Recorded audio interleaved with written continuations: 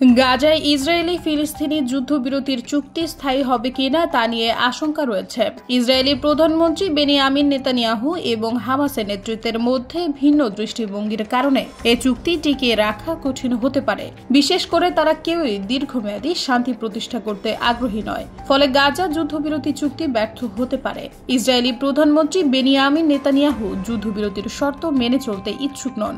তিনি আবার যুদ্ধ শুরুর পরিকল্পনা করতে পারেন। নেতানিয়াহু আগেই হুঁশিয়ারি দিয়েছেন যুদ্ধবিরতি সাময়িক, তাই পরিস্থিতি পরিবর্তন হলে তিনি এটি ভেঙে দিতে পারেন।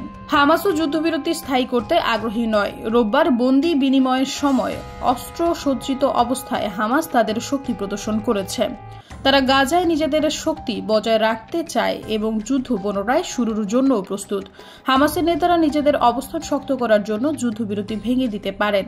চুক্তির পরবর্তী পর্যায়ে ইসরায়েলি সেনা প্রত্যাহার এবং বন্দি বিনিময়ের আলোচনা হওয়ার কথা, কিন্তু এই আলোচনা বিলম্বিত হলে চুক্তির বাস্তবায়ন বাধাগ্রস্ত হবে, যা যুদ্ধবিরতির ব্যর্থতার দিকে নিয়ে যেতে পারে। কারণ নেতানিয়াহু আগেই ওই ধরনের আলোচনাকে বিলম্বিত করেছেন।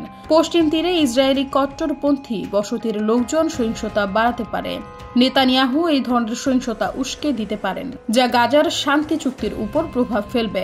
এই ধরনের সহিংসতা যুদ্ধবিরতি ভেঙে দিতে পারে।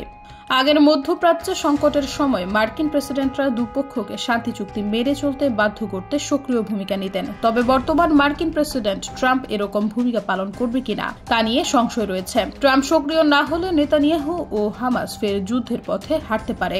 গাজার যুদ্ধবিরতি চুক্তি এখনো অনিশ্চিত। সর্বোপরি নেতানিয়াহু ও হামাসের মধ্যে অবিশ্বাস এবং দুর্বল অবস্থান এই চুক্তির স্থায়িত্বে হুমকি হয়ে দাঁড়িয়েছে।